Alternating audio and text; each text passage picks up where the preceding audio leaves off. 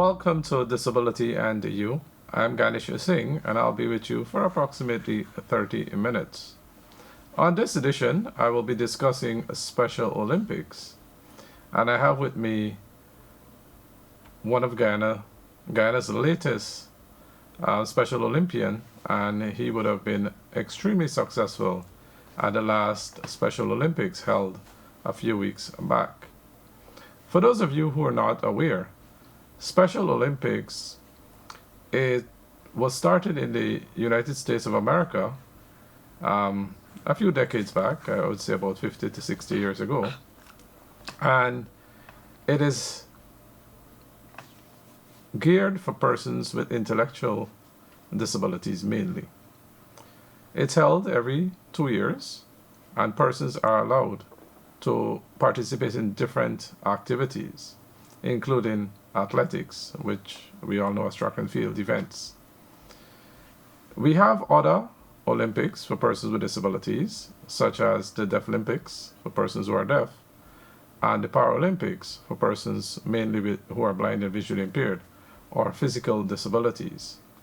But because disabilities, the different types of disabilities they vary, and the degrees of those disabilities vary, we have the Special Olympics for persons with intellectual disabilities. So joining me on this program is Anson Ford, our latest Special Olympian, and his mom, Nicole Ford. Anson and Nicole, welcome to the program. Thank you. Thank you. Excellent. So Anson, let's first start with what it was like, or what it felt like to represent your country as an Olympian with a disability. I was excited. The experience is great. Excellent. So you're extremely excited representing your country. Yeah. So is it the first time you've represented Guyana at any regional or international event? Yeah. Okay. All right.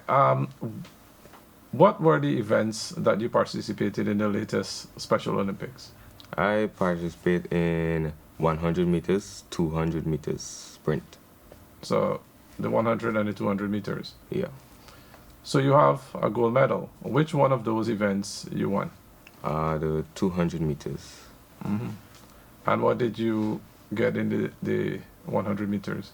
Got fourth place. Fourth place. Yeah. But you still receive a token of appreciation. Yeah. Anson, you won that the 200 meters event. What was the competition like? I want to gather, and I'm sure my listeners want to gather what the atmosphere was like, the competition and so on. The sun was very hot.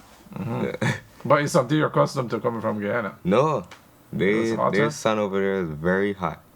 Mm-hmm. We get sun with like breeze. They get sun with like the sun. So Yeah, so the humidity is extremely high. yeah, it's very high. So what was the other athletes? What was the competition like?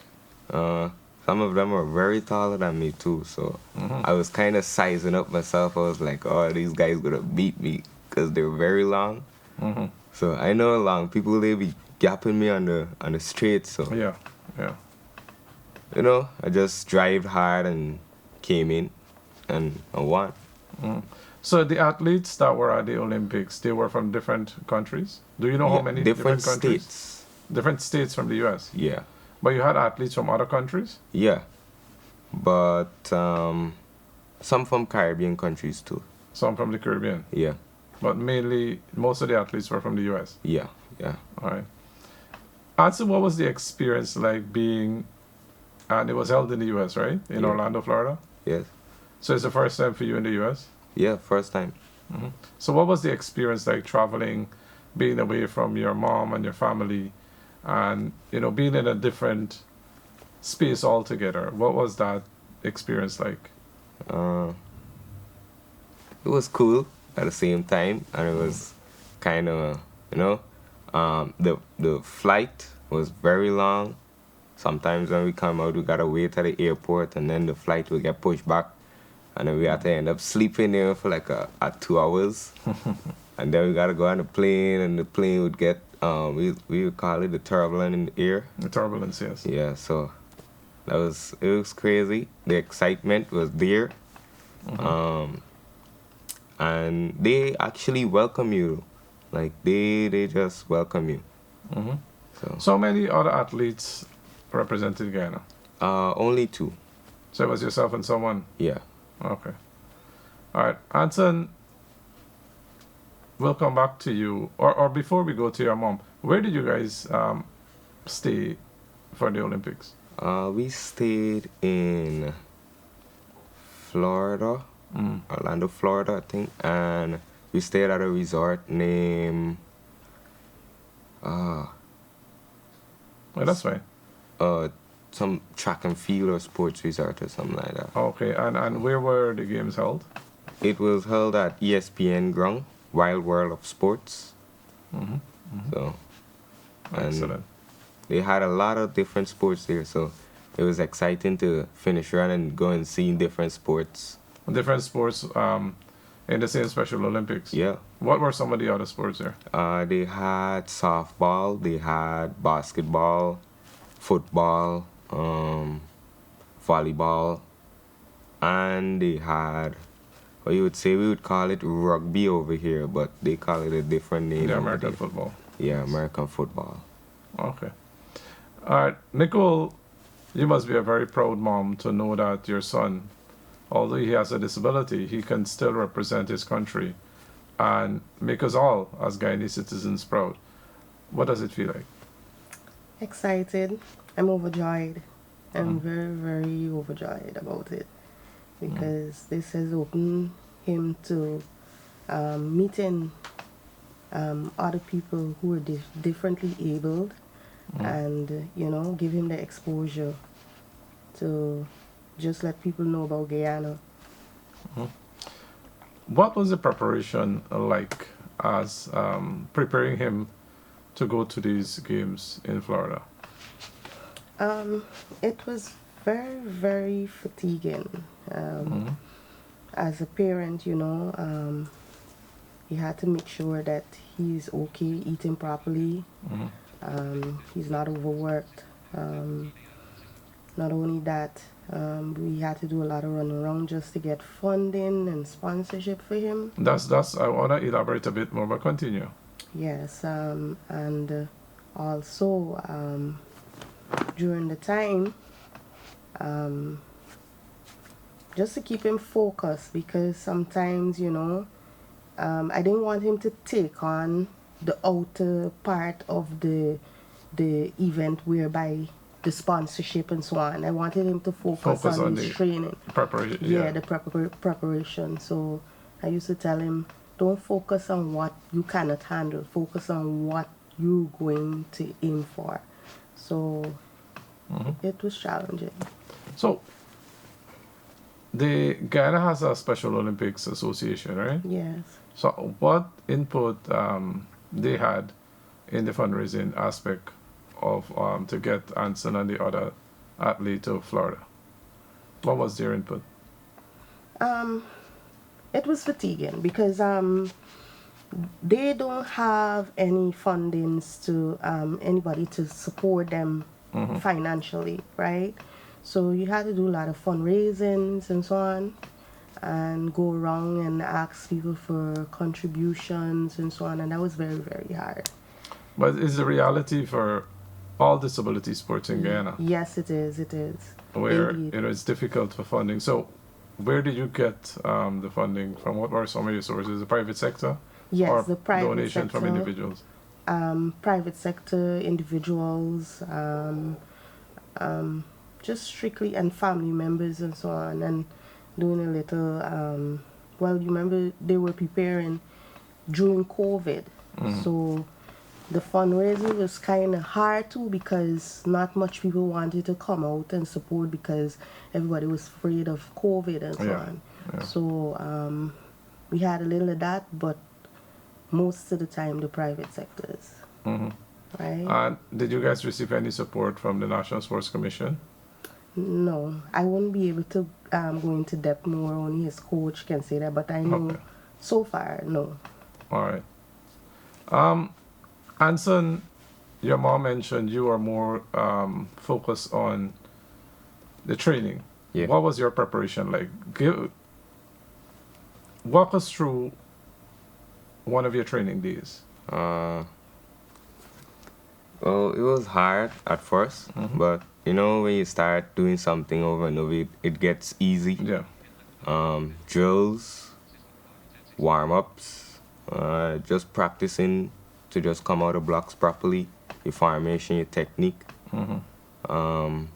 And some days you don't even get the momentum to just go to training. So, and you just end up at training.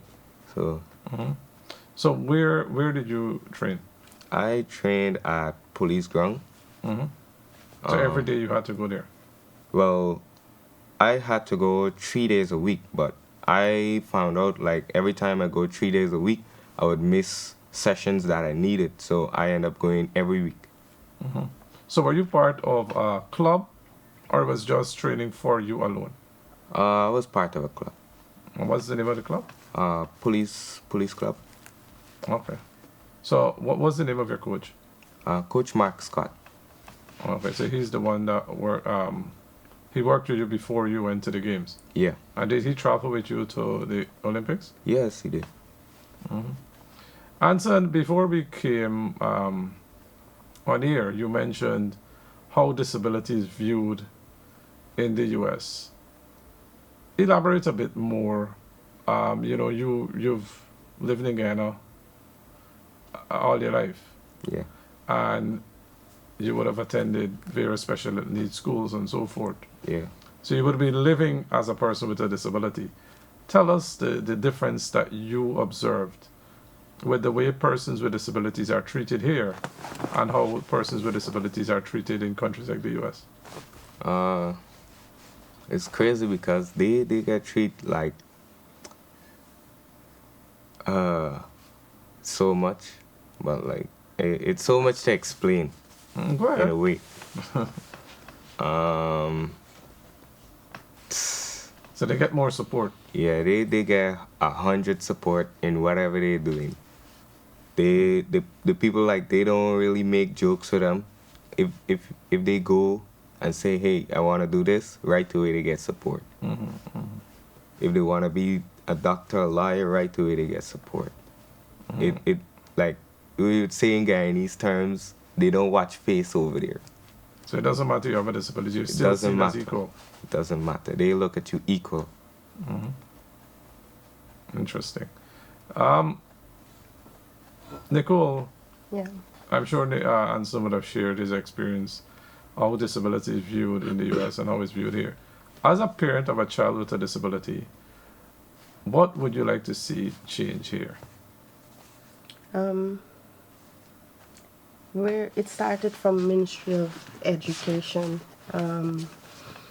As Anson was small, I didn't have a clue that Anson had a disability, because coming up from nursery into primary, I was clueless.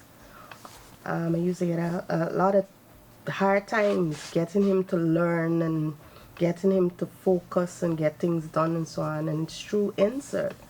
They had some well-qualified teachers there and so on, and they were like doing a lot of tests on him and so on. That's when I was able to know how to maneuver with him and get him to go accordingly to his disability and so on. So you're saying you need more early intervention? Yes, they need more interventions, because what I realize, the normal teachers in the school, they wouldn't know how to handle children that are disabled, because they don't have that skill. But that's changing now because the president would have announced Yes. they would have teacher training at CPC in special ed. Yes. So, what I can say, I just think that they should focus more on what goes on in the school, and try to help them in some sort of way in Yeah. making a difference for children who has learning disability, who visually impaired, because these children go far far. They have the far. potential. They have the potential, yes. Well, we know His Excellency and Her Excellency. They both have a passion for children with disabilities. Yes. And the president, sorry, on June 3rd would have announced a number of measures to enhance the lives of children with disabilities. Yeah. So the future looks bright. What next, Anson? Well, I'm looking forward for the next competition in when would that Germany. be? Pardon me? When would that be? That would be next year. Mm-hmm. Gotta start training, start doing therapy. Yeah. Excited for that one. Good. So other than athletics, what are some of the other things that you're involved with or you do? Well, right now, well, I push it back a little bit because of training. So I was doing CXC with the Guyana Blind Society, and yeah, and I was learning mechanic at the same time. So you were pursuing academics and skill. yeah. All right. What do you want to see happen in Guyana here for athletes with disabilities? What do you think should be done? Well, we need more attention with that in terms of youth sports and culture. Like, they don't really support us. So you need more support. Yeah, we need And that more is the support. training and Yeah, financial support to travel to events. yeah. Because when I first started running, I had no gears.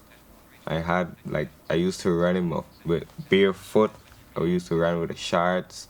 Sometimes I would use a vest to run. And basically my parents, friends, family, they came up with an idea to, just support me with my gears and sometimes I would work and buy gears. And that was hard. I understand. I do understand. Yeah. Because it's not an easy road for athletes with disabilities. You always got to be fundraising, Yeah. Yeah. and it's difficult to focus on your development in sports Yeah. and to fundraise at the same time. Is there anyone especially you would like to thank? A lot. I would like to thank my mom, most importantly. She pushed to get me there. My sponsors, Queensway Security Service. I would like to thank them. My mom's friends, my family. My friends too, they supported me. Yeah. What about your coach? My coach, he deserves, well, coaches, they deserve a shout out, a big shout out. Because my coach, he was head and foot with me, so that was great. And even when I had my injury, he wasn't like, okay, you're done, run. So you got an injury over there? No, I have an injury over here, but Okay. I still competed over there. So you were injured before you left? Yeah, And I you was trying to hide it. You were still able to Yeah. win a gold medal. So much as if you did not acquire an injury, you probably would have won the 200 meters too. Yeah, Sorry, the 100 meters. yeah. All right. Nicole, is there anyone you would like to express gratitude to? Yes, I would like to express gratitude to Queensway once again, Security Service, Mr. Silal Prasad, my family, Coach Scott, Mr. Spencer, my mom, my husband, everyone that was on board in pushing Anson to actually accomplish what he wanted to accomplish. And that was to succeed in the competition and to make changes in where it concerns persons with disabilities taking part in events like Special Olympics and these different games. I want to thank everybody. My pastor too, because he was well on board with it. Okay, so a number of persons that Yes, yes. all played a role. Yes. Nicole Anson, I want to thank you very much. Thank you. Thank you. Thank you. I now have with me Clive Thomas, another Guyanese athlete who participated in the recently held Special Olympics. Clive is going to share with us his experience and what are some of his future plans in the field of disability sports. Clive, congratulations. Okay, actually, I'm Calvin Thomas. So, sorry, Calvin Thomas. My apologies. Calvin, what was the experience like participating in the Special Olympics that was recently held in the US? It was okay, hot, and a lot of unified sports and so was there, Mhm. and it's competition. It was good Yeah. and So, challenging. I could only imagine. I could only imagine how challenging it was. So, Calvin, you won silver in which one of the event? In the 5,000. So, the fact you're a distance runner. Yeah. All right. What was your competition like in the 5,000? It was a little challenging, although I get first in the eats and somebody had first in the other eats. Mm-hmm. So when they put the two times together, I automatically get second and the person automatically get first because the Oh, times were more better. So they did not run a final. No. So you guys did it in different heats and then the best Yeah. time. Yeah, the best times win.